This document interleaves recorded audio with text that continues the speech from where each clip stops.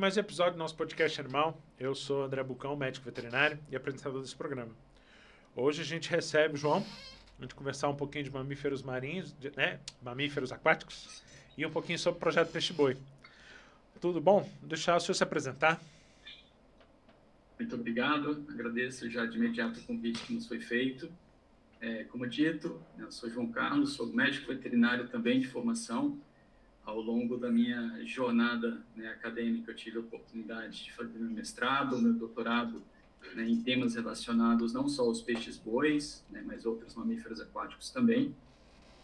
Hoje eu atuo na condição de diretor de pesquisa e manejo na Fundação Mamíferos Aquáticos e também como professor do programa de pós-graduação em Ecologia e Monitoramento Animal da Universidade Federal da Paraíba. E estamos aqui para poder bater um papo um pouco mais aprofundado aí dessas iniciativas, tanto enquanto Fundação Mamíferos Aquáticos e em particular também do que está relacionado aí aos peixes-bois marinhos. E como é que o senhor acabou direcionando para a questão de mamíferos aquáticos? Isso é um ponto bem curioso, assim. Eu comecei a minha faculdade em 96 e eu fiz minha graduação na Universidade Federal Rural de Pernambuco. E na época, ao longo do curso, não se falava, e não tínhamos disciplinas de animais silvestres e tão pouco alguma informação, algum assunto relacionado aos mamíferos aquáticos em especial. Eu, desde moleque, eu sempre gostei do mar, eu surfo, mergulho, e isso sempre me fez ter um fascínio diferente com os mamíferos aquáticos. Até então, eu não conhecia os peixes-bois. E logo no início do meu curso, da minha graduação, eu tive a oportunidade de participar de um seminário na época, um congresso. E ali eu tive uma primeira palestra sobre os peixes-bois. E eu vi que seria possível um veterinário trabalhar com os mamíferos aquáticos. E aquilo, de pronto, me encantou. E desde então, do primeiro semestre, eu fui direcionando toda a minha graduação a estudar e fazer vários estágios, e aprofundar ali os conhecimentos ainda durante a graduação, que era aquilo que eu de fato queria. Foi um desafio, porque eu tinha que abdicar de todas as férias para imergir aí nos estágios e poder de alguma maneira me aproximar desse universo que até então tínhamos poucas oportunidades no Brasil. Eu entrei na faculdade em 98, e também a gente quando a gente tinha essa parte, teoricamente, que seria mais voltado para silvestre, era assim, saúde clínica de aves, uma coisa ou outra de mais pensado na produção. Realmente a gente não tinha muito essa visão de que era também importante você ter essas informações, essas disciplinas.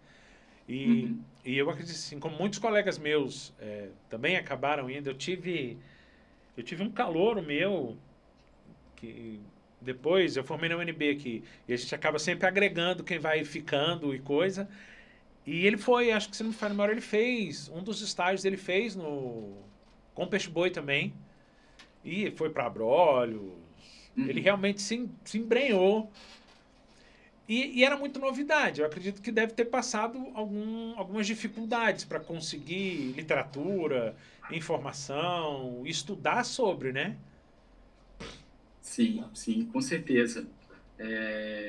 Hoje as coisas estão bem diferentes, daquela época, mas esses desafios eram inerentes a todos que queriam, de alguma maneira, alcançar essas oportunidades. E se já era difícil para quem estava na beira da praia, esse teu amigo, a gente até tem também um grande amigo que é aí de Brasília e hoje é um professor e trabalha com mamíferos aquáticos, o Dr. Rodrigo Amaral. É ele mesmo. Então, sim, a gente somos amigos, temos algumas colaborações. E é isso, o desafio estava para todo mundo e aqueles que de alguma maneira queriam imergir aí tinham que de fato desprender alguns voos e se dedicar bastante. Mas é um universo muito convidativo, assim, realmente encantador. Eu acredito que o próprio ambiente de trabalho deva ser É muito diverso, Quando a gente fala desse universo dos mamíferos aquáticos, a gente está primeiro falando de espécies costeiras, está ali na beira da praia, exemplo dos botos, os peixes-bois, né, marinhos, mas a gente também está falando, né, de espécies oceânicas, né, você mencionou as baleias, né, tem algumas espécies de golfinhos, tem aquelas espécies que estão dentro dos ambientes fluviais, né, as ariranhas, ontras, então é muito diverso, né? E encantador porque esses ambientes são ambientes, de fato, muito diferenciados, né? São, às vezes, que nem foi mencionado, abrolhos, né? Algumas praias que realmente são encantadoras, e é um universo muito, muito particular, né? Eu sou muito suspeito para falar, eu gosto muito da profissão, embora nessa jornada, né, para além, né, das rotinas que a gente começa ali com as ações de resgate, reabilitação, hoje também eu estou muito envolvido em atividades relacionadas à gestão, né, dos projetos. Então, nem sempre eu estou tendo a oportunidade de estar na beira da praia, né, ou literalmente dentro dos rios, mas isso não torna menos atrativo essa área de atuação. E acaba também se trabalha muito com a questão de conservação e consciência ambiental, né? Com certeza. Trazendo o exemplo dos peixes-bois, né, uma espécie costeira, então vai estar ali muito próximo, né, aos problemas urbanos, os problemas dos impactos, né, antrópicos de uma forma geral. E quando nós iniciamos na verdade, os colegas, né, que nos antecederam enquanto essa jornada dos peixes-bois iniciaram as atividades, sabia-se que os peixes-bois estavam desaparecendo de alguns estados que eles existiam, mas não se sabia praticamente nada sobre a espécie. Então, muita pesquisa foi feita. E hoje em dia é muito claro na estratégia de conservação que, ok, ainda é importante conhecer mais essas espécies, mas é muito claro que para a conservação é super importante envolver as pessoas no processo. E isso por estratégias, né, bem abrangentes, mas sem dúvida, né, sem pessoas a conservação não acontece. E isso com esses diferentes públicos. Às vezes a gente está falando com pescadores, às vezes está falando com crianças dentro de escolas, com gestores públicos, né? Então, realmente, lidar com pessoas é indispensável para uma estratégia bem fortalecida. E, e o próprio manejo desses animais em pesquisa é meio complicado, né? Esse é Porque um você capítulo à monitorar e parte, saber de onde esses fato. animais estão é o mais complicado, né? A gente está falando, assim, algumas espécies, né, nós, de alguma maneira, precisamos realmente ter rotinas de manejo, né, exemplo dos peixes-bois marinhos, né, também alguns peixes-bois amazônicos. Quando se tratando dos peixes-bois marinhos, às vezes a gente está falando de animais aí em torno de 500, 600 quilos, né, então imagina que manejar esses animais não seja tarefa para uma, duas pessoas. Então, as equipes de manejo, às vezes, são compostas aí por 10, 15, 20 pessoas, a depender das atividades, isso envolvendo, às vezes, embarcações, redes de grandes extensões, né, estruturas muito robustas, né, para pesagens, equipes muito, né, qualificadas, porque o movimento brusco do animal desse, sim, pode trazer ali alguns transtornos físicos aos envolvidos, aos equipamentos. Então, realmente é uma atividade muito particular e que traz os seus desafios pela própria natureza. É, e é. E a gente sabe, acho que a questão até do peixe-boi, como o senhor comentou, né? Estarem ficando extintos em alguns locais e tudo, é porque eles são animais dóceis, né? É, Diferente quando você pensa aí, por exemplo, numa baleia ou algo que tem um tamanho muito grande, muitas vezes não é tão dócil, porque pelo menos o pouco de informação que eu tenho é que são animais que não representam risco e, consequentemente, também não vem muito risco na aproximação. né? Os peixes-bois, assim, em termos de distribuição histórica, peixe-boi marinho, né, que eu me refiro, é importante a gente sempre destacar que no Uhum. Brasil hoje nós temos duas espécies, o peixe-boi marinho e o peixe-boi amazônico. Eles têm uma área de simpatia em que essas espécies coabitam, mas a princípio são ambientes distintos, né? Historicamente ali os peixes-bois estão utilizando essas áreas costeiras, entrando ali nos rios, e os peixes-bois amazônicos nesses ambientes ali mais fluviais. Mas, no caso dos peixes marinhos, esse hábito costeiro da espécie tornou sempre muito susceptível, né, a problemas antrópicos de uma forma geral. É fato que O grande problema, o problema central, vamos assim dizer, da história deles foi a caça, né? A espécie foi, já desde o período da colonização, caçada de maneira muito intensa, e a população que, então, ela tinha uma distribuição contínua do Amapá até o Espírito Santo, ela desapareceu nos estados do Espírito Santo, Bahia e Sergipe, e o que antes era uma população distribuída de modo contínuo passou a ter várias áreas de continuidade. Então, isso, em grande parte, foi em função da caça. A caça no Nordeste, ela praticamente ela não existe mais, né? Ainda se tem alguns eventos no Norte, né? Principalmente ali nos trechos do Amapá, Pará, em algumas situações. Porém, os outros fatores antrópicos, como animais em redes de pesca, são animais que usam muito, né, os estuários, e esses estuários muitas vezes estão perdendo espaço para empreendimentos urbanos, faz com que a espécie fique muito vulnerável, né, essas atividades humanas, que de fato traz uma pressão aí muito importante para a espécie. Então, nós temos, né, alguns estados que a espécie existia, desapareceu, e aí também é importante considerar que depois de muitos anos de esforços, né, alguns animais, né, que foram soltos, né, introduzidos, eles começam a voltar a utilizar alguns desses estados que eu havia mencionado. Então, isso já é reflexo aí de anos, né, de trabalho aí que vem sendo feito em prol da conservação da espécie. E desses animais marinhos todos, tem algum que você tem preferência além do peixe-boi? Bom, os peixes-boi fica claro, né? É o nosso grande incentivador ali, do nosso grande motivador. Mas sim, tenho muito, principalmente aquelas espécies que a gente conhece muito pouco, né?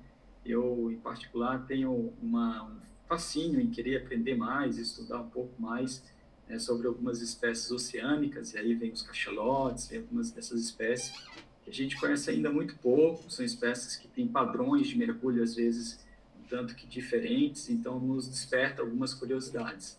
E também é muito curioso, assim, algumas espécies que utilizam ali alguns ambientes fluviais e têm toda uma capacidade adaptativa a esses ambientes, né? Faço menção, por exemplo, ao boto-rosa, né? São espécies que estão em áreas de várzea, têm uma plasticidade de uso muito grande. Então, tem algumas espécies que nos traz aí uma curiosidade e aí, em função disso, uma dedicação um pouco maior, assim, tentar aprender. E essa questão até dos próprios mamíferos aquáticos, mamíferos marinhos, é muito de observação de comportamento, de tentar estabelecer rotas. É mais, como é que eu posso dizer? É algo mais voltado para estudo mesmo, né? De Esse pesquisa. cenário, essa era uma realidade muito real, eu diria, fazer um recorte temporal, até meados de 2010, eu diria isso. Até meados de 2010, grande parte, né, das instituições, dos estudos, eles eram realizados com espécies em vida livre, isso seja cetáceos, e aí eu me refiro aos botos, se mencionou abrolhos, por exemplo, que tem estudos, né, de longa data com as baleias jubartes, e eram estudos dessa natureza que foi mencionado. A partir de meados ali de 2010, o Brasil ele vem se destacando de maneira muito diferenciada com o que nós chamamos de programas de monitoramento de praias, projetos de monitoramento de praias. Esses projetos eles estão, na sua natureza, vinculados às condicionantes ambientais, né? Então, são não só de petróleo e gás, mas de outras atividades, e uma série de condicionantes são aplicadas, né, pelos órgãos reguladores, né, seja IBAMA, seja alguns outros órgãos estaduais, e estabelecem procedimentos a serem realizados para estudar, né, esses animais e poder estabelecer alguma relação causal à natureza da atividade que vai estar sendo realizada. Então, isso fez com que, ao longo da costa, principalmente do sul, sudeste e nordeste do Brasil, tendo início agora mais recentemente também na costa norte, a estruturação de centros de reabilitação. Então, hoje nós já dispomos de, alguns desses estados dispõem de centros de reabilitação muito bem estruturados, em muitos casos padrão, assim, fora do Brasil, né? A gente conhece algumas estruturas dos Estados Unidos, Austrália, enfim. posso dizer que tem estruturas de natureza semelhante em alguns casos, e com uma grande equipe de veterinários, biólogos e vários outros profissionais, né? São equipes realmente multidisciplinar, com estruturas atreladas de laboratórios que já em loco realizam uma série de exames, né, complementares, não só os mais tradicionais, mas também exames, né, mais diferenciados mesmo. E isso gerou um conhecimento, né, sob o ponto de vista de manejo, de reabilitação, bastante intenso nos últimos anos. Então, não ao acaso, hoje já tem um quantitativo de profissionais que trabalham em reabilitação no Brasil bastante expressivo. Isso fruto desses projetos de monitoramento de praia. Então, o cenário mudou um pouquinho. Ainda se predomina, né, os estudos da natureza que você havia mencionado, né, estudos de comportamento, de telemetria, mas temos aí passos largos nos últimos anos com os trabalhos de reabilitação propriamente dito. É interessante, porque acaba assim, como minha área é pequena, a gente fica meio alheio, né, a essas mudanças. Aham. E eu gravei aqui, eu sempre confundo o nome da menina da Aquária do Rio, Verônica, que ela comentou que a literatura em si para esses padrões de exames de sangue, essas coisas ainda é muito pouca, né? Sim, Para você sim, isso estabelecer sim. Para estabelecer um parâmetro de normalidade, ainda temos muita coisa comparativa. Da mesma maneira, né? Para a gente estabelecer doses terapêuticas, procedimentos, ainda é muito por extrapolação, né? Tratando desses, embora, né, a gente tenha essa condição hoje de ter estruturas de reabilitação, nem sempre você tem um quantitativo de animais que lhe permite estabelecer parâmetros de normalidade, né?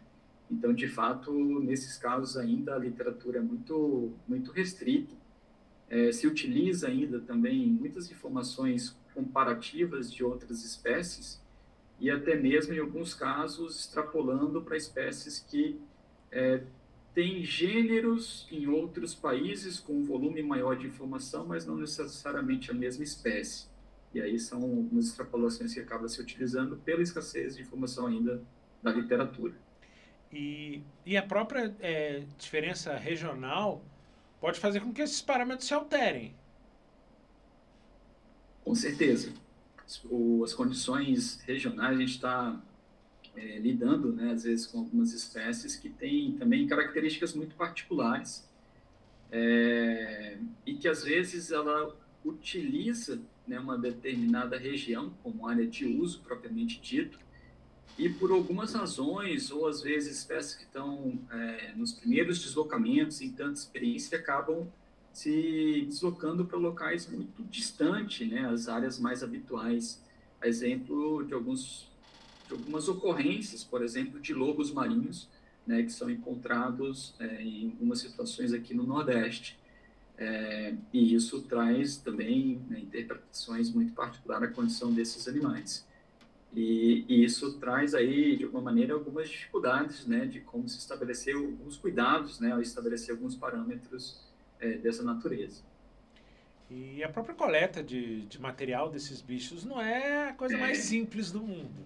não é, não é. Isso sofre muito, assim, eu tenho alguns colegas que saem, né, da clínica de pequenos e acabam, de alguma maneira, permeando, né, essas atividades e tem algumas adaptações que realmente são muito distintas, né, do dia a dia de um ambulatório com as condições muito bem estabelecidas, né, a mesa, o procedimento, né, bem definida, com a iluminação apropriada, com as condições de higiene muito bem ali estabelecida. E às vezes a gente está fazendo o manejo desses animais dentro do ambiente de manguezal, né, com lama para tudo quanto é lado, e são as condições que a gente às vezes dispõe pela natureza, de novo, né, da atividade. Às vezes a gente, em vez de fazer a necrópsia dentro de todas as condições apropriadas ali de uma sala de necrópsia, às vezes a gente está fazendo necrópsia de um grande cetáceo, de uma baleia jubarte, né, na beira da praia, em condições que não são as melhores, com a complicação da maré está enchendo, da luz está já se esgotando, e isso é a adaptação que vai acontecendo aí, a depender da localidade, a depender, né, da espécie que você está lidando. Porque até como eu estava comentando a questão da Verônica no aquário, você condiciona o animal para o exame. E no Isso. caso de vocês, isso é impossível.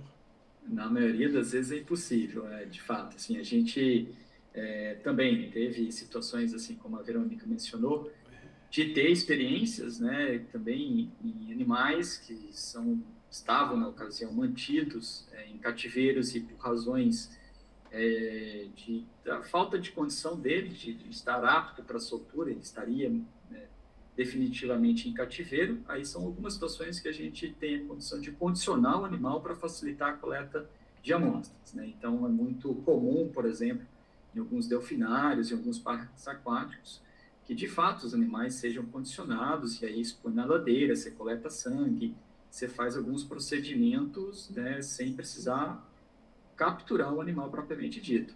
Mas na nossa rotina, né, em particular, nós estamos trabalhando com os animais que são resgatados, são encaminhados para a reabilitação com fins de soltura, né? Então, o condicionamento desses animais não é um fator desejável e, portanto, sim, vai ter a contenção desse animal. Esses animais, quando soltos, né, eles são, às vezes, submetidos à recaptura para avaliar a condição clínica dele. Então, essas recapturas, às vezes, a gente está em ambiente de praia, às vezes está dentro de um estuário, às vezes está com, né, as condições mais adversas possíveis, mas é ali que a gente vai fazer os procedimentos de captura, manejo, para depois a soltura do animal. E geralmente esse processo, quando você pega um animal desse, que ele vai para a reabilitação, até poder ser solto de novo, leva um tempo considerável, né? Não é Aí a algo gente rápido. tem, é, é, muda muito de acordo de espécie, das diferentes espécies, né?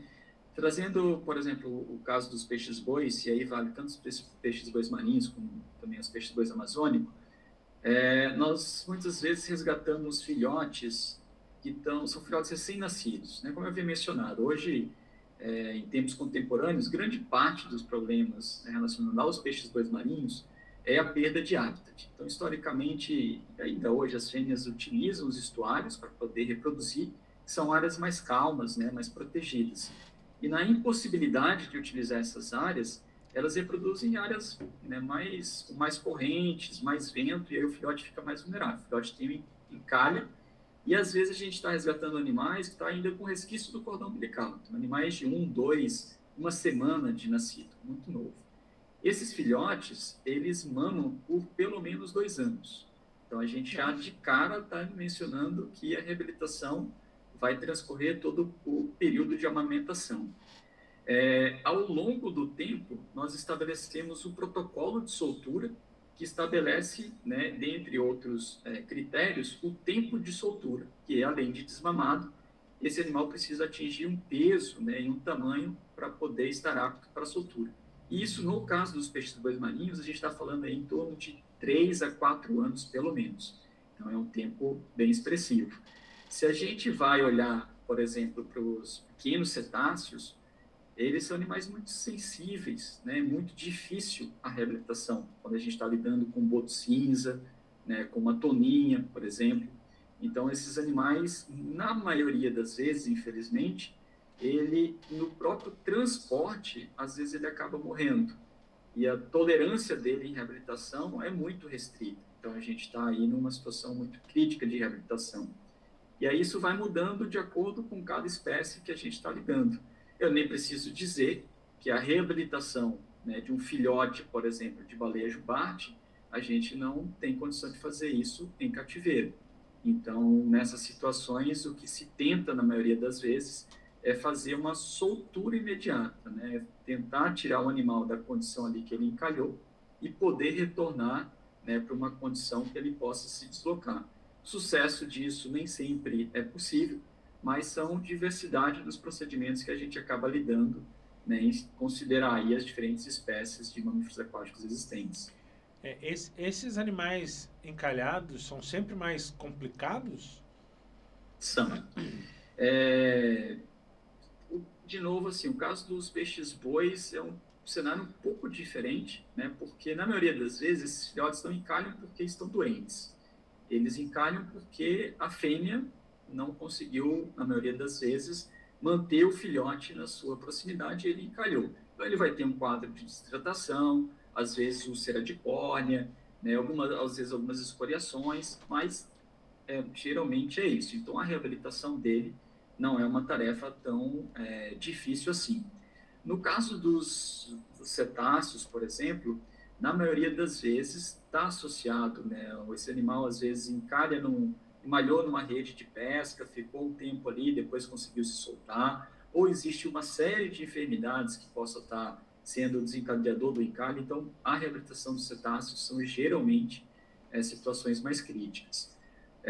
Os lobos marinhos, por exemplo, nós temos situações em que esses animais, né, que tem ali algumas colônias na Patagônia, algumas dessas áreas, né, utilizando também de maneira muito mais frequente ali região sul do Brasil, às vezes os animais juvenis acabam pegando algumas correntes e fazendo alguns deslocamentos atípicos ao padrão da espécie.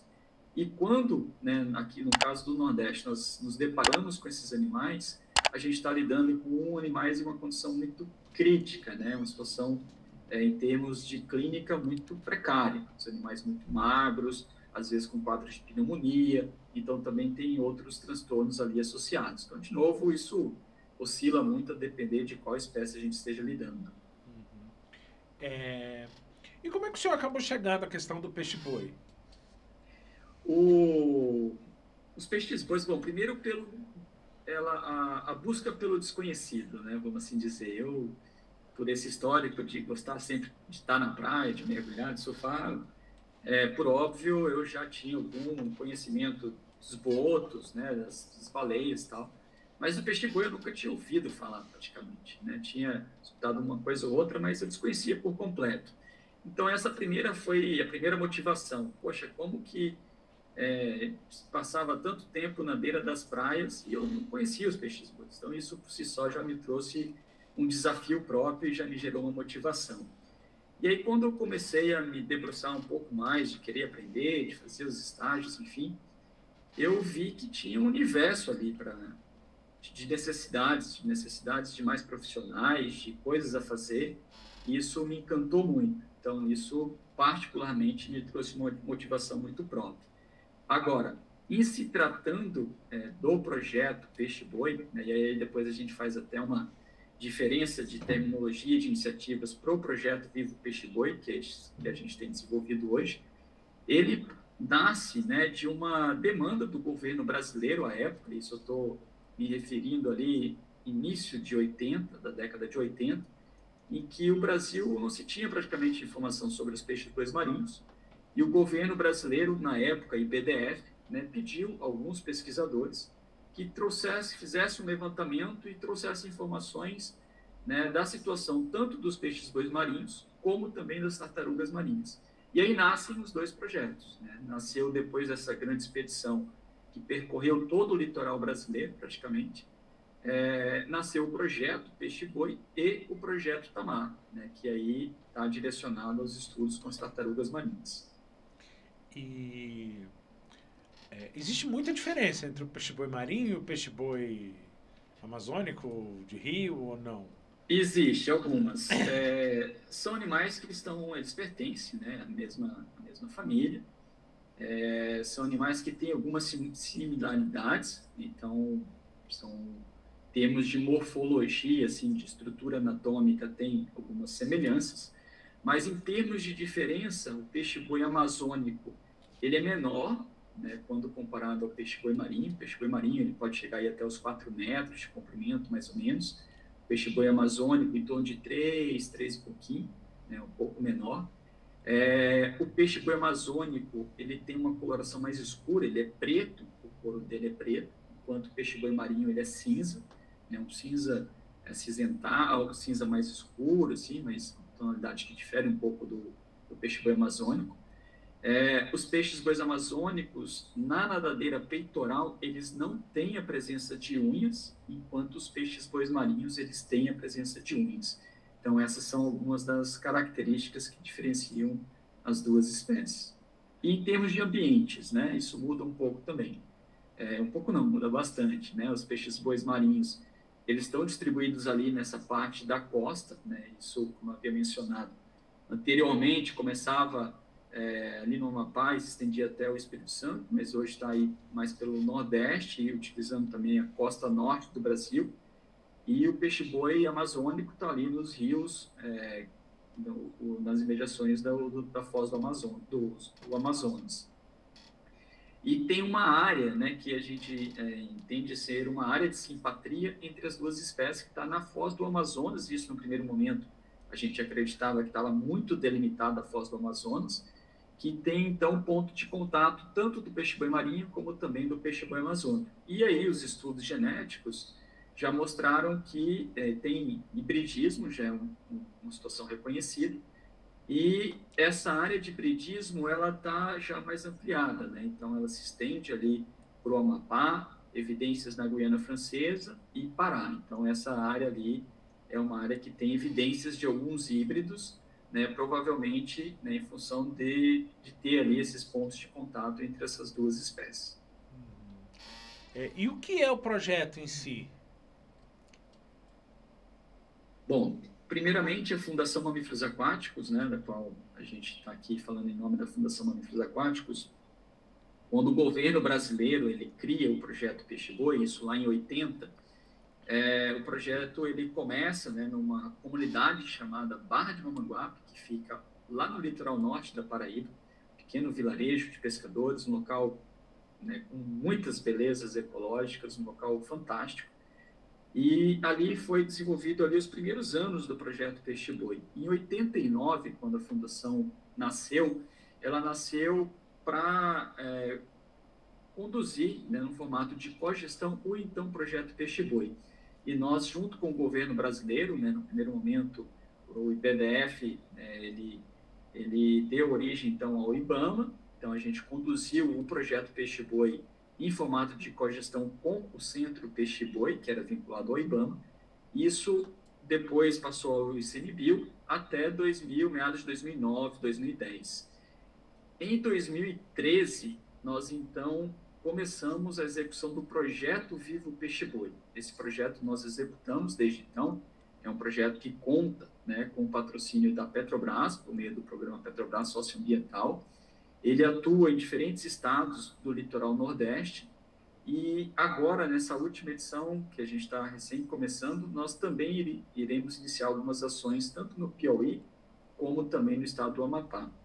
Basicamente, o projeto está estruturado, ele está formatado em um conjunto de ações, das quais tem uma série de iniciativas voltadas à geração do conhecimento científico. Então, uma série de pesquisas são realizadas, pesquisas nas áreas de ecologia, nas pesquisas com manejo e tantas outras. Inclusive, né, é sempre importante a gente destacar isso, com o desenvolvimento tecnológico, né, durante muito tempo, quando nós reabilitamos, né, que eu havia mencionado esses animais, que são reabilitados e soltos, nós utilizamos transmissores, né, transmissores satelitais. E durante muitos anos a gente precisou importar esses equipamentos. E a partir de 2016, nós então começamos a ter autossuficiência. Então, hoje nós fabricamos esses equipamentos por meio de várias pesquisas, né, vários processos de desenvolvimento tecnológico, e o projeto carrega, né, também essa vertente, né, de tecnológica. Um outro ponto assim que a gente coloca como um pilar importante do projeto, que eu havia mencionado, né, não é suficiente hoje para a estratégia de conservação promover pesquisa, gerar conhecimento. Isso, sem dúvida, tem a sua relevância, mas é importante e diferencial envolver pessoas, né? Os peixes-boi estão também onde estão as pessoas. Esses ambientes são coabitados, né? Então, o peixe-boi está num local que tem pesca, né? Está num local que o pessoal transita com barcos, né? Então, envolver as pessoas, né? Envolver crianças, envolver jovens, envolver pescadores, envolver gestores públicos, é uma abordagem que o projeto traz por meio de várias ações de educação ambiental, oficinas, treinamentos de professores e uma série de ações continuadas que são realizadas. Um outro ponto também que a gente tem um pilar importante do projeto é promover o desenvolvimento comunitário sustentável. Então, a gente entende que gerar alternativas de emprego e renda é super importante para fortalecer a estratégia. E a exemplo disso, né, nós temos, por exemplo, a Oficina Peixe Boi e Companhia. Essa é uma iniciativa que existe desde 94. Ela é uma oficina, né, voltada para gerar emprego e renda para as mulheres de uma determinada comunidade, né, a Barra do Manguape, que foram capacitadas, treinadas, né, ao longo do tempo e com habilidades manuais de corte, costura e bordado, e produzem pelúcias alusivas a essas espécies, aos peixes-bois, às baleias, né, uma série, almero, algumas espécies aquáticas, e esses produtos, né, são comercializados, gerando ali alternativa de emprego e renda local. Um outro exemplo disso é o turismo de observação dos peixes-bois. Muita gente ainda hoje não conhece os peixes-bois. Esses animais estão em locais com uma beleza cênica, uma beleza ecológica diferenciada. E o turismo, né, contemplativo dessa espécie, obviamente, com critérios, com regramentos, né, ele traz a possibilidade das pessoas conhecerem esses animais por meio, né, de passeios conduzidos por pescadores, conduzidos por moradores dessas localidades, fora toda uma atmosfera voltadas, né, para recepcionar esse público, né, que vai até essas localidades, isso envolvendo hospedarias, estabelecimentos, né, comerciais que oferecem alimentação. Então, gera ali uma economia local voltada a esse ambiente peixe-boi.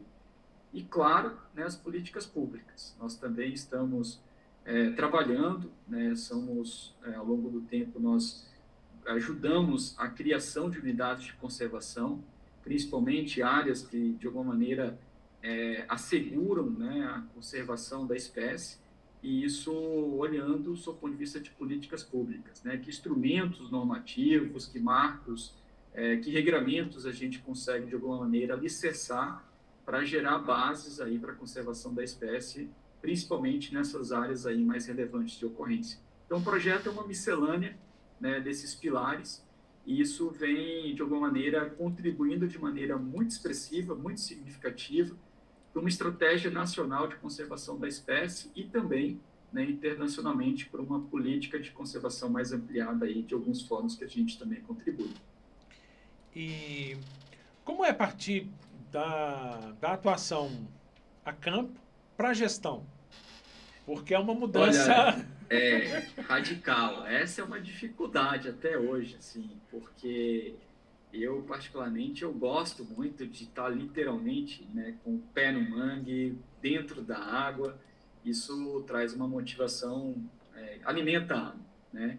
Só que eu entendo também que hoje eu consigo contribuir, né, dentro de uma perspectiva que é dar continuidade, dar longevidade ao projeto. Eu digo eu dentro também, obviamente, de um time, né, muito ampliado que nos ajuda nessa questão de gestão. E trazendo projetos robustos, né, que também tem toda uma rigorosidade com prestação de contas, com elaboração de relatórios. Então, não vou dizer que foi uma transição, porque na medida do possível eu sempre tento estar participando de algumas atividades de campo, é claro que não com a disponibilidade e a condição que eu tinha alguns anos atrás, mas isso, como eu disse, isso é o alimento da alma, isso é o que traz a grande motivação. Mas também confesso, né, eu como veterinário de formação, quando comecei a ver as primeiras planilhas, a ter que lidar com sistemas, com gerenciamento de projeto, com ferramentas de gestão, isso literalmente me tirava o sono, me fez ter a necessidade de estudar 3 vezes mais do que de maneira muito orgânica eu estaria estudando ali alguns assuntos mais relacionados à minha área de formação, mas são processos, né, também de maturação da nossa formação e também traz a motivação. O desafio do aprender é algo que sempre motiva. E é isso, a gente tem percorrido essa jornada. E é algo que a gente não está muito preparado, né? Eu brinco que a faculdade, a gente é muito técnico, mas quando a gente vai para esse lado administrativo, gestão, a gente vai totalmente cru. Exatamente isso. Isso foi, assim, a primeira coisa foi reconhecer os limites também, né? Isso é muito importante a gente colocar, porque até quando a gente vai pensar a formatação dos projetos e equipes, né? por óbvio, a gente pensa no veterinário, o biólogo, o engenheiro de pesca, o oceanógrafo, tem vários profissionais que têm afinidades mais das áreas afins. Mas se a gente não pensar também em profissionais das áreas de formação que estão com mais aptidão de gestão, e aí me refiro a administradores, pessoal das áreas contábeis, né, outros profissionais dessas áreas, o projeto ele não roda, a instituição não roda com a eficiência que precisa. E pela maturidade, né, pela rigorosidade também que os projetos, né, as instituições tiveram que, ao longo do tempo, se profissionalizar, nós estamos submetidos, né, aos acompanhamentos de Ministério Público, à rigorosidade dos patrocinadores, e isso tudo traz uma maturidade inerente aos processos. Então, de fato, a gosto ou contra gosto, nós tivemos que, de alguma maneira, aprender, só que mais do que o nosso aprendizado foi também saber a necessidade de ter um time, de fato, com expertises, né, qualificadas a essas áreas que não são nossas áreas de formação, e por mais que a gente exerça o ofício, né, tem algumas lacunas que o profissional com aptidão irá complementar aí de maneira muito mais plena. Então, hoje, no nosso time, nós temos, né, a oportunidade de contar também com uma equipe, né, que tem o pessoal do administrativo, que tem todo um suporte, fora outros serviços acessórios, né? Eu me refiro aí a contabilidade, assessoria jurídica.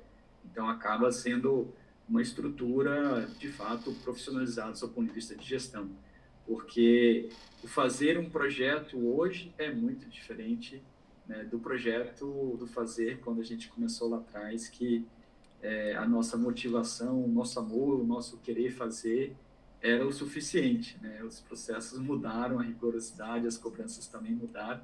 Isso traz a profissionalização de todos, e as instituições envolvidas hoje estão nesse caminhar aí. E traz também uma visão mais complexa do que é, na verdade, estruturar um projeto. E eu sempre falo assim, a gente tem a oportunidade de participar, né, de alguns processos seletivos, né, de avaliação de projetos, e isso lá atrás, quando a gente fazia avaliação de projetos, era de cada 10 projetos, você filtrava ali 2 projetos que tinham uma qualidade técnica, e esses projetos eram, na sua maioria das vezes, aprovados, né? Hoje o universo mudou muito. Hoje eu digo, quando eu sento para fazer avaliação de projetos, né, nesses editais que tem, quase todos os projetos estão em nível de excelência. E o que faz, às vezes, o diferencial são outras estruturas que também são analisadas do ponto de vista de profissionalização institucional e das equipes envolvidas. Então, hoje, para executar um projeto de conservação, não é mais um projeto só com um veterinário, só com um biólogo, só com um ecólogo. É uma equipe multidisciplinar, de fato, e com uma estrutura institucional que realmente traga a profissionalização que esses projetos necessitam.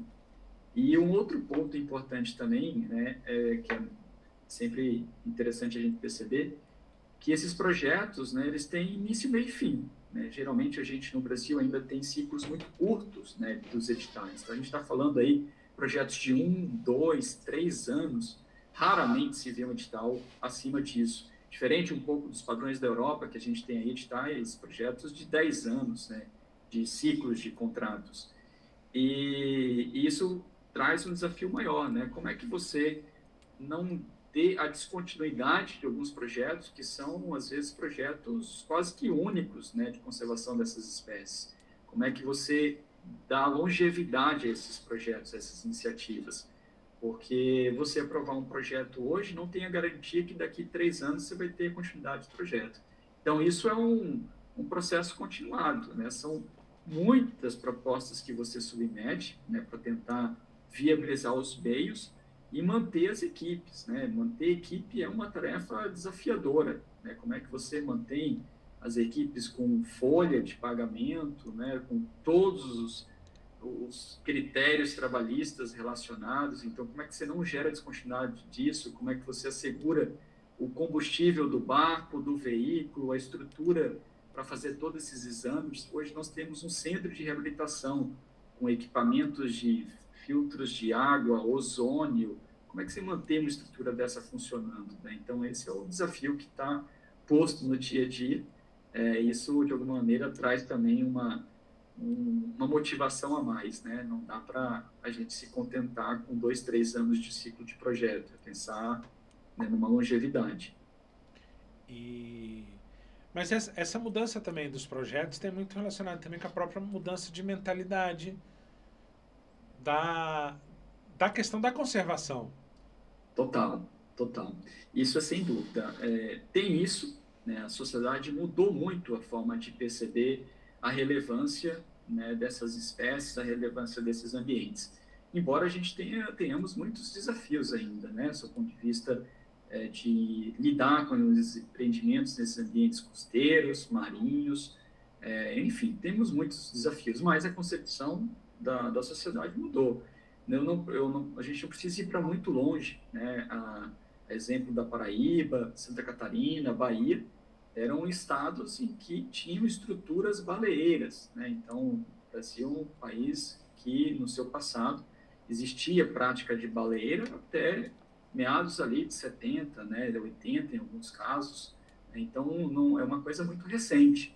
E hoje a percepção, a exemplo das próprias baleias, como citado, é de uma outra prática, né? Como você havia mencionado no início, o que se tem na dinâmica ali de percepção das baleias em abrolhos, né? O turismo de observação, uma cadeia, né, econômica que gira em torno disso, traz uma percepção de relevância muito diferente. Isso acontece com os peixes-bois, acontece com os golfinhos em Fernando de Noronha, né, com várias outras espécies. Nós também vivenciávamos no passado em que essas espécies eram abatidas, consumidas, e os seus subprodutos, né, utilizados às vezes até para artesanatos, né? Essa concepção vem mudando de maneira muito significativa. Eu trago até alguns exemplos, assim, que às vezes são coisas que, mesmo a gente já estando aí há um longo tempo nessa jornada, nos traz impactos, né? Nós temos situações, impactos que eu digo assim, de reconhecimento, o quanto essa contribuição e percepção e envolvimento social mudou. Nós temos relatos de pessoas que encontraram filhotes de peixes-bois, por exemplo, resgataram, pararam todas as suas atividades, então a gente está lidando às vezes com pescadores que estavam saindo para o mar, parou todas as suas atividades para prestar todos os cuidados a esse animal e às vezes levar para locais seguindo toda uma orientação. Nós temos pessoas que inviabilizaram suas estruturas para prestar um primeiro atendimento a esses animais, pessoas que querem ajudar das diferentes formas, né? Então, a percepção, o envolvimento é realmente diferenciado. E é por isso que a conservação tem seus desafios, mas tem avançado de maneira muito significativa. Um outro ponto também que é muito importante a gente destacar é a evolução dentro das políticas públicas, né? De novo, tem desafios? Sim, temos. Mas temos avanços. Precisamos reconhecer, né, alguns aprimoramentos, né, dessas atividades de condicionantes ambientais, alguns instrumentos, né, que são orientados, são estabelecidos regramentos, né? Isso mudou a partir do momento em que já se dispõe de informações, já sabe pelo menos alguma coisa sobre essas espécies, onde elas estão, quais as vulnerabilidades, e a partir disso tem políticas públicas mais orientadas, né, para pelo menos mitigar alguns desses impactos a esses empreendimentos que acontecem aí ao longo da nossa costa. Então, sim, temos mudanças importantes, né, que vem acontecendo aí nas últimas décadas. E existe também a questão cultural, né, de algumas regiões. Como o senhor comentou a respeito do boto. Tem-se muito a lenda do É, boto. E outro dia, acho que foi num grupo desses de WhatsApp, que não sei quem estava comentando de óleo do boto, óleo da bota. Esse negócio. Não existe muito essa questão existe. Eu cultural, sempre né? falo assim que todo brasileiro deveria conhecer, bom, tinha que conhecer todo o Brasil, né? Porque nós temos muito diferentes países dentro do mesmo país e tem um universo cultural que é muito particular.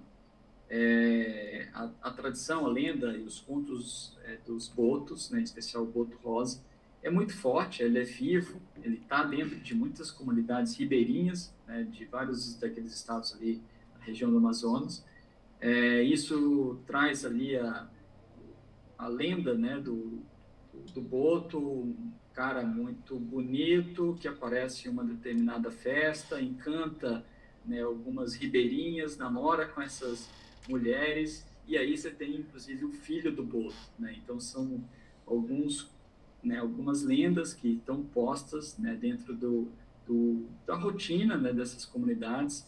Você tem também algumas dessas relacionadas ao peixe-boi, né? O peixe-boi, em alguns locais em que ele foi caçado, né, em situações, tem toda uma, dentro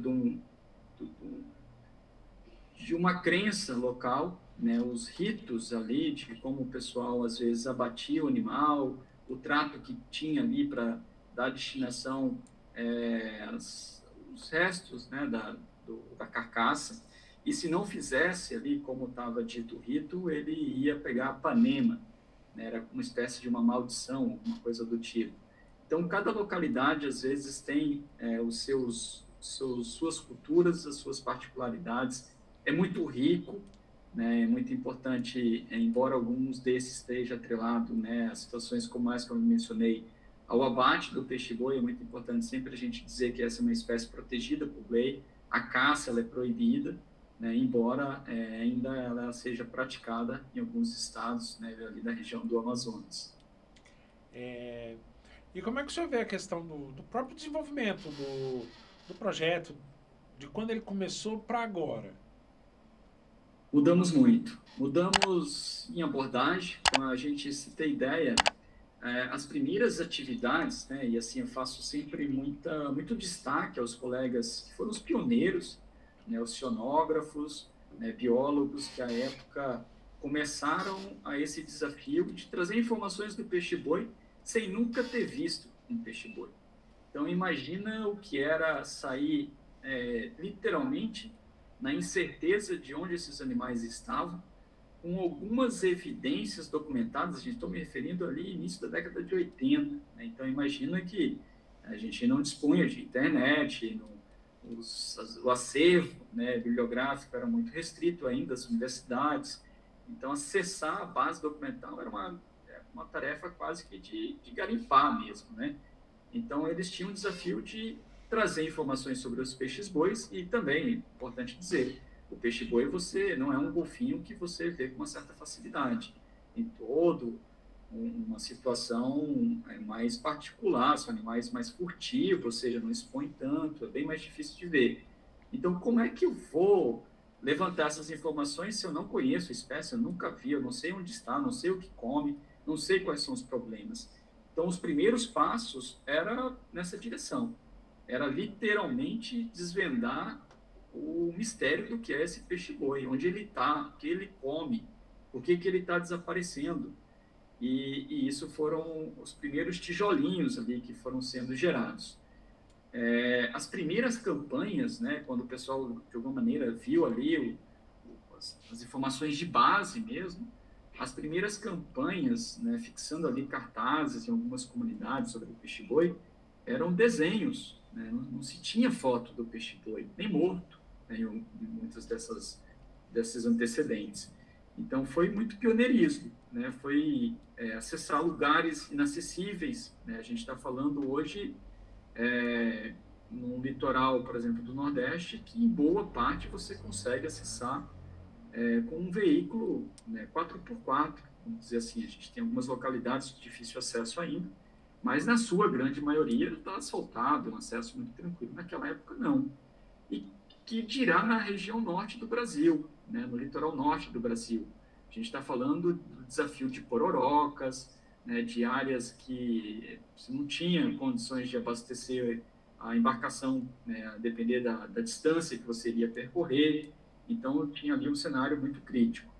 Isso mudou muito, né? A gente hoje tem um conhecimento muito profundo dessas localidades, conseguimos identificar bem quais os locais que esses animais estão utilizando no Nordeste. Na região Norte ainda tem muitas lacunas de informação. As equipes, ao longo do tempo, se qualificaram muito. Então, hoje, os profissionais, eles têm muito conhecimento de manejo, né? Tiveram aí, às vezes, muitas experiências, né? Nas instituições. No nosso caso, né? Nós temos equipes que já tivemos oportunidades de visitar estruturas em outros países, né, compreender aquilo que é de ponta em termos de manejo, né, de equipamentos, né, a gente, como eu havia mencionado, nós precisávamos soltar esses animais e comprar um transmissor. E o que aparentemente era uma situação muito simples nos Estados Unidos, por exemplo, né, que um transmissor nos Estados Unidos não representa um custo alto. Para a gente, sim. Um transmissor, estou falando aí em torno de $5.500, fora taxas de importação que dobram o preço do equipamento. Então, era muito caro. E, para além de ser caro, tinha todo um tempo de importação. Tem equipamento que, entre a gente fazer o procedimento de compra e o equipamento chegar no Brasil, a gente esperou quase que um ano, né? Pegou greve de Receita Federal, greve disso, greve daquilo, tá ali, trâmites burocráticos demasiados. Hoje a gente consegue fabricar. Hoje tem na nossa equipe, quando eu falo, né, veterinários, mencionei os administradores, nós temos engenheiros trabalhando. Os engenheiros são parte dessa equipe voltado a fabricar equipamentos, né? Hoje são equipamentos de ponta que operam com sistemas satelitais. Hoje nós estamos na vanguarda, né? Nós já concebemos tecnologias, equipamentos que utilizam a internet das coisas, IoT. Então, para algumas áreas nós então, até estamos com pioneirismo. E isso, como eu disse, as equipes se qualificaram muito, né? As estruturas melhoraram muito. No passado, nós não sabíamos que leite dá para o peixe-boi. Primeiro filhote que foi manejado, isso em 89, ele, depois de alguns meses em reabilitação, ele morreu por uma gastroenterite, porque o leite ofertado a ele não estava dentro dos procedimentos que hoje nós entendemos ser necessário, né? Então, foi uma série de aprendizados que qualificou muito, tanto o manejo, né, como também estruturas e profissionais. Hoje, sem dúvida, os profissionais têm acessos, né, muito mais informação. Eles estão, hoje, temos doutores, temos pós-doutores nas nossas equipes, mestres, né, e não desmerecendo a equipe que recém saiu da graduação, mas já sai com uma expertise também muito mais abrangente do que as oportunidades que nós tínhamos, que eram bem mais restritas. E o senhor acredita que essas equipes multidisciplinares também favoreceram para que esse projeto conseguisse progredir tanto? Sim, isso porque são olhares diferentes, né? Eu como veterinário, embora a gente desenvolva, né, a condição de perceber outras necessidades, a dialogar sobre outros assuntos, por aptidão eu tenho a minha área de formação, naturalmente eu tenho uma tendência a pensar melhor determinados assuntos, a adquirir expertises ou contribuir com expertise em algum recorte temático, vamos assim dizer. E ao a gente adicionar na nossa equipe profissionais, né, que são profissionais que conseguem dialogar melhor com pessoas a partir das suas áreas de formação, e aí pedagogos, profissionais das áreas, né, sociais, das áreas de humanas, traz um olhar muito mais qualificado, muito mais sensível, né, e ajuda a construir uma estratégia, né, de diálogo com essas comunidades, com esses diferentes públicos, de maneira muito mais assertiva. Nós temos profissionais da área de comunicação, então o projeto ele não pode ficar se comunicando aos seus pares, né? O projeto, embora a gente tenha um pilar da pesquisa, ele não vai se comunicar só a partir dos artigos, dos resumos. De que maneira a gente comunica isso de forma acessível, uma linguagem aberta, né, acessada por todos. Então, temos profissionais da área de comunicação. E essa miscelânea de olhares nos faz perceber necessidades diferentes, aprimorar isso e, ao longo do tempo, ter o projeto, né, de alguma maneira, mais equilibrado, mais qualificado.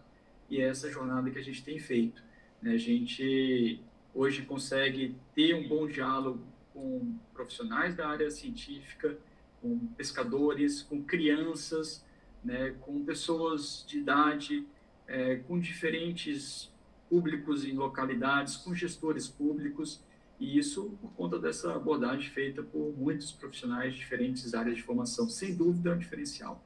As discussões técnicas, né, elas se qualificam mais, elas tendem, né, a não ter os vícios de formação, de novo, né, olhando, né, aquilo que eu consigo perceber como veterinário, o biólogo consegue ter um olhar complementar, né, o ecólogo idem, o profissional da área de humanas consegue ter uma outra perspectiva de olhar, e isso tudo junto faz um caldeirão muito rico. E é um projeto bastante interessante quando você fala dessa amplitude de profissionais, porque, como o senhor comentou, né, são várias visões voltadas para o mesmo assunto, por assim dizer, É, né? é, E, e interessante que isso reverbera em alguns números importantes, né? Já é claro que nem tudo é tangível, né? A gente, ao lidar, como eu havia mencionado, de um passado de caça, então um presente em que as pessoas dessa mesma localidade, em que os seus avós, por exemplo, eles caçavam peixe-boi, e hoje esses netos, eles percebem o peixe-boi numa outra magnitude de importância, porque ele está fazendo um passeio, ele é um ecólogo que atua no próprio projeto, ele montou uma posada que recepciona as pessoas que querem ver o peixe-boi. Essa diferença de comportamento e de percepção do peixe-boi, nem tudo é tão tangível, né? Então, tem mudanças que são padrões mesmo, que isso é uma jornada temporal bem ampliada. Mas tem também números importantes. Então, o projeto ao longo desse período, nós ajudamos, de fato, a ser propositivos com criação de unidades de conservação. A exemplo da APA Costa dos Corais, uma das maiores unidades marinhas, né, e está em ambiente costeiro do Brasil, e isso com o mote do peixe-boi, ela contempla 2 estados, né, pega ali um pedaço do litoral sul de Pernambuco, litoral norte de Alagoas, e são áreas riquíssimas do ponto de vista ecológico, com uma das maiores formações de corais do Brasil, e que ali tem os peixes-bois. Então, a gente ter se esforçado para ajudar a criar uma unidade dessa, né, assim como a APA da Barra do Rio Mamanguape, também uma outra unidade de conservação, criada também para assegurar a conservação dos peixes-bois, a APA do Delta do Parnaíba. Então, isso, de alguma maneira, representa alguns números que traz contribuições aí dos peixes-bois.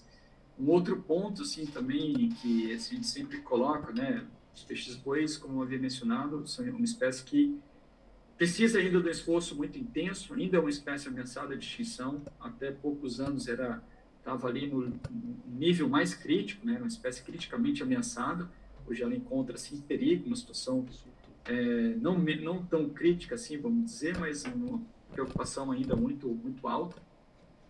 E a estimativa, que embora não atualizada, foi uma estimativa ali meados de 2010, reportam que entre o Piauí e Alagoas, nós tínhamos ali, é importante destacar que tem peixes-bois ali no litoral norte, né, mas essa estimativa nós usamos o censo aéreo, então sobrevoamos toda essa área, aproximadamente 1.100 animais, então é um número, uma população muito reduzida. E por isso que todo filhote que encalha é importante tentar resgatar e soltá-lo. E ao soltá-lo, nós iniciamos junto, né, com o Centro Mamíferos Aquáticos, que é uma instituição governamental, a soltura da espécie do Brasil em 94, e hoje mais de 50 animais, né, já foram soltos. E isso gerou que alguns desses animais soltos hoje já têm os filhotes, eles reproduziram em vida livre. Isso são números, né? Isso são indicadores de sucesso e fruto desse trabalho que vem sendo realizado aí ao longo desses anos. E é isso que traz também muita motivação, né? Imaginar que aquele filhote que encalhou, que passou por todo esse procedimento de reabilitação, que foi solto, que permaneceu sendo monitorado ao longo dos anos, voltou não só a se adaptar às condições, né, do ambiente, de aprender a se alimentar ali onde está as algas, o capim-agulha, voltou a interagir com as populações nativas e teve filhote, né? Isso, sem dúvida, é coroar todo um trabalho, e é isso que também nos engrandece. e deve ser bastante gratificante também, né? Com certeza, com certeza.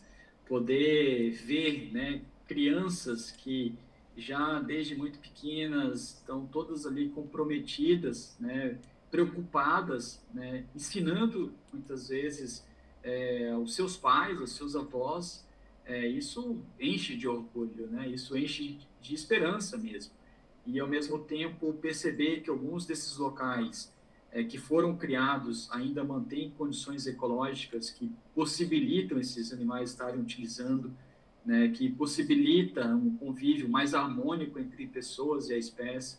Perceber que esses animais que foram soltos estão voltando a utilizar áreas que eles tinham desaparecidos, né? Exemplo de Sergipe, exemplo do litoral norte da Bahia. Os peixes-bois desapareceram, né? Em Sergipe, os peixes-bois estão voltando a utilizar. Isso é a motivação que a gente precisa para perceber que faz sentido a estratégia, que tem as coisas pautadas, né, numa direção certa, e com o tempo, né, sem, de alguma maneira, baixar a guarda, a gente acredita que podemos reverter esse cenário. É essa esperança que a gente vai nessa crença. E o projeto ainda tem muito que crescer, né? Sim. Acredito que tenham ainda muitas ideias ainda, né? Tem muitos desafios, né? Como eu havia mencionado, a gente nada está estático, né? Nós estamos lidando com uma espécie que está num ambiente costeiro e, portanto, muito susceptível a uma série de transformações. A gente está lidando com ambientes que às vezes têm discussões com relação à construção de portos, engorda de praia, cassinicultura, salinas, tráfego de embarcações, eólicas, uma dinâmica, crescimentos das cidades, enfim, é uma dinâmica muito intensa, né? Muito dinâmico, não está estático. E ao não estar estático, os desafios eles são sempre sendo reapresentados.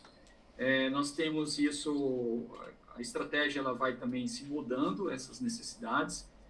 Como eu disse, lá atrás a gente começou com uma preocupação quase que única e exclusiva da caça. No Nordeste, nossa agenda de trabalho, a gente não trata a caça. A caça desapareceu da nossa agenda de trabalho. Nós lidamos com outros fatores de ameaça. Ao mesmo tempo, nós estamos adentrando, né, nos últimos anos, começando alguns esforços e as atenções para o norte do Brasil. Lugares ainda muito pouco acessíveis, lugares com características, né, geográficas muito distintas do Nordeste. Ao a gente pensar lá, é uma outra logística que a gente tem que estar idealizando. Imagina que coisas muito simples do rotineiro, eu vou fazer um resgate, a equipe saiu, vai precisar abastecer o carro, para ali no posto e abastece. Algo tão simples desse tipo, para o norte já não é a mesma realidade. Óbvio que vai ter posto, mas não necessariamente esse posto está dentro de um deslocamento que a equipe vai estar fazendo. Então, você tem toda uma outra forma de pensar a logística, e isso traz um desafio muito particular. Então, ter essa compreensão do que está acontecendo no norte, né, compreender essa área de simpatia, onde está o limite do peixe-boi marinho em detrimento ao peixe-boi amazônico, o que representa o hibridismo. Sabemos muito pouco ainda, né? A gente se depara ainda com muitas surpresas disso. E essa plasticidade vai trazendo a dinâmica do projeto. A relação com as pessoas, né, isso muda, né? A gente está lidando com um dinamismo que é muito intenso. No passado, a gente era suficiente, a forma de comunicação basicamente era um retroprojetor e a gente ia para dentro das escolas, né? Hoje em dia está todo mundo em grupos de WhatsApp, com aplicativos e uma série de outras formas, e que a gente precisa se atualizar a forma de se comunicar, porque senão a gente não consegue comunicar com os seus diferentes públicos. E esse dinamismo traz essas motivações. Isso é muito bom, né? Assim, essa evolução toda.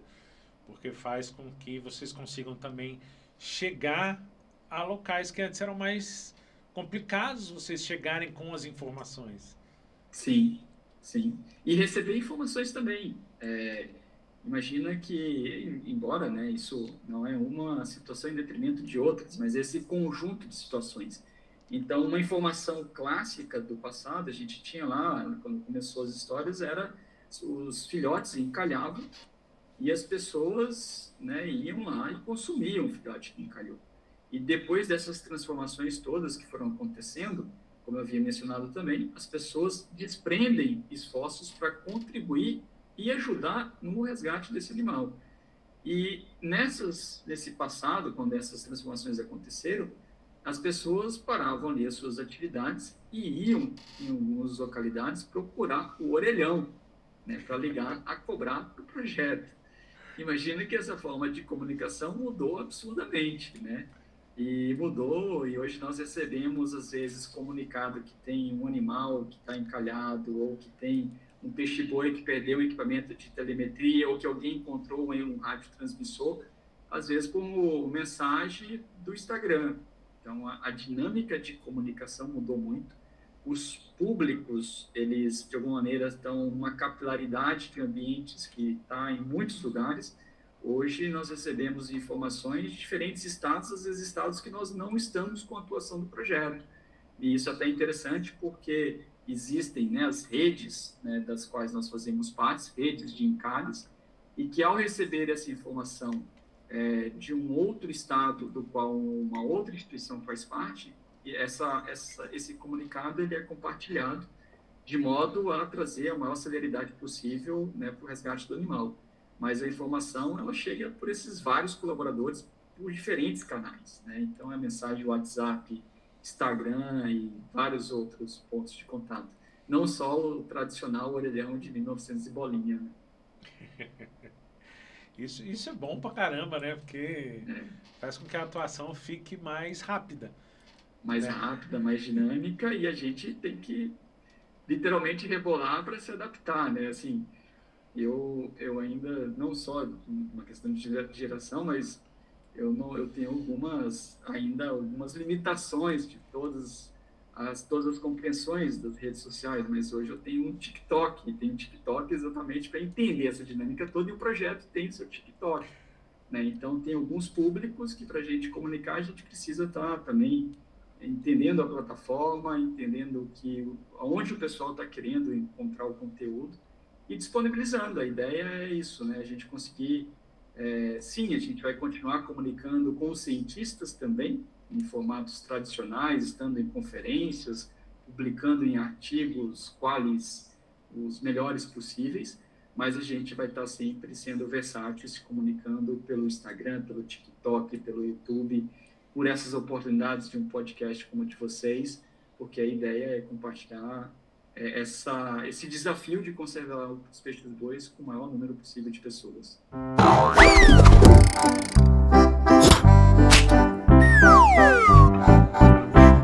O pessoal da produção geralmente prepara aqui uma questão de perguntas rápidas, mas para a gente descontrair um pouco, né? Qual que é o seu animal favorito? Olha, hoje é a Cuca. É um maltês pequenininho de aproximadamente uns 2 quilos. Esse é o meu, literalmente, bichinho de estimação. Qual animal você seria? Eu acho que um peixe-boi. Pela tranquilidade que ele transmite, eu acho que um peixe-boi. E quais os desafios da Fundação hoje? Dar continuidade aos seus projetos e conseguir, de alguma maneira, estar em lugares onde nós não chegamos ainda e que tem grandes necessidades. Quais os desafios da conservação do peixe-boi hoje? Perceber a importância de coabitar esses ambientes. Coabitar no sentido que as atividades humanas elas são importantes e vão continuar existindo, e de que maneira isso se faz respeitando também as necessidades ecológicas dos peixes-bois. Esse é um grande desafio posto para todos. Um sonho.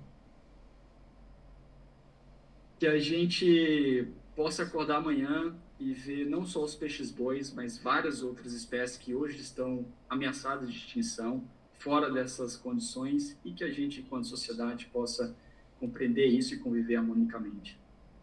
Se você pudesse ter alguma característica de algum animal, qual seria? Eu acho que a condição de mergulho de um cachalote. Eles vão fundo, né? Vão fundo. E eu, como mergulhador, admiro muito.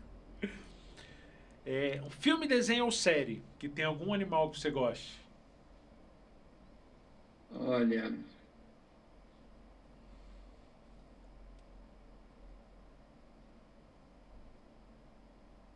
puxa, até fugiu o nome dele, mas é uma história de um golfinho que foi resgatado. Tem duas, Winter. esqueci o nome. Winter, Minha filha exatamente. adora esse filme.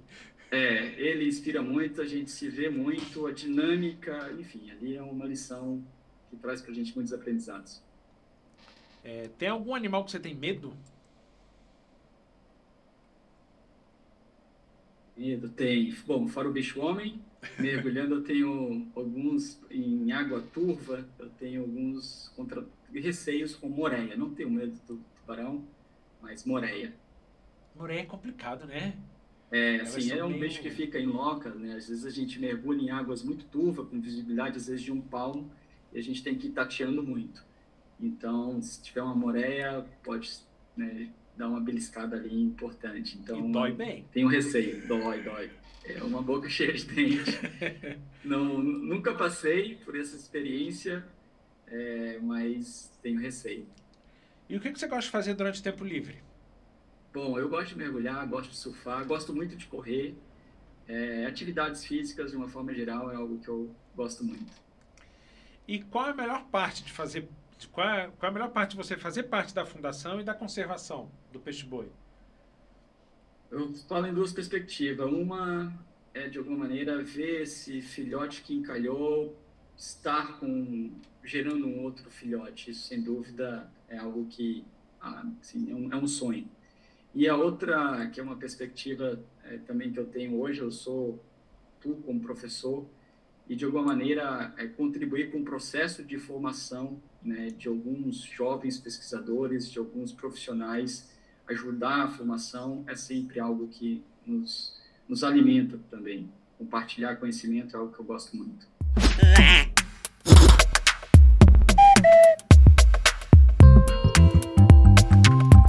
muito. E aí a gente acaba indo para a questão da... O pessoal separa aqui também da dica. Que quais ações simples que os turistas podem tomar para minimizar o impacto nos ambientes naturais desses peixe-bois durante visita? Isso é um ponto excelente. Assim, o peixe-boi, ele vai, principalmente assim, nós temos animais que nós soltamos, animais introduzidos, né, como nós comumente mencionamos. E são animais que, como eu mencionei, passam muito tempo em reabilitação e naturalmente têm essa interação com pessoas e acabam sendo animais mais mansos quando comparados aos animais nativos. E em situações em que se aproximam de pessoas, se aproximam de embarcações, de caiaque, stand-up e por aí vai. Mas, embora isso possa acontecer, nós pedimos sempre às pessoas para não tocar nesses animais, não alimentarem e contemplá-los, né, uma distância, né, de que dê ali a condição deles estarem nesses ambientes, mas sem essa interação. Isso é uma grande ajuda para não gerar domesticação desses animais e aí dificultar o processo de adaptação deles em vida livre. E que dica você deu uma dica sobre como a população pode contribuir para a conservação do peixe-boi? E ao estar nas praias, né, muita gente, às vezes, de uma maneira inapropriada, né, a utilizar produtos de uma forma geral, deixa esse lixo nesses ambientes. E a gente está em amplitude, tem as amplitudes de maré, a maré enche, acaba carregando esse lixo. E hoje, assim como já aconteceu dos peixes-boi de animais morrerem pela ingestão, né, de plástico e de outros objetos deixados, isso também é um problema muito grande para várias outras espécies aquáticas, né? Tartarugas marinhas morrem, centenas de tartarugas em função da ingestão de resíduos, assim como as aves marinhas. Então, realmente, isso é um problema muito crítico que acomete a mortalidade de milhares de espécies, né, ao longo de vários, não só estados do Brasil, mas em vários países. Então, ao ir e utilizar esses ambientes, cuide do lixo, né, descarte em locais apropriados e dessa maneira estará contribuindo já de maneira muito substancial para a conservação desses recursos. Eu queria agradecer, né, eu espero que a gente tenha trazido bastante informação a respeito do projeto, a respeito também da fundação, né? Redes sociais para quem quiser mais informação, mais detalhes sobre a fundação, sobre o próprio projeto. Nós que agradecemos, um prazer imenso, conte conosco sempre E convidamos, sim, a nos acompanharem, né? Nós temos aí o Vivo Peixe Boi Marinho, né? Convido a todos para acessar aí, e também Mamíferos Aquáticos. Né? São as mídias tanto do projeto, quanto também da Fundação Mamíferos Aquáticos, e lá nós compartilhamos muito desse dia a dia, né, com todos que ali nos acompanham. Vai ser um prazer ter todos por lá. Obrigado mesmo. Dizer que aqui a gente conta com o apoio do Ilha Brasil, comunicação e marketing. A galera aqui tem uma equipe boa. A gente tem um estúdio aqui com chroma key, então dá para montar curso, videoaula. Temos estúdio de podcast, tem a equipe de produção, que apesar de muitas vezes eu brincar que eles são à toa, é uma galera que trabalha pra caramba, né? E dizer que é isso. E até semana que vem.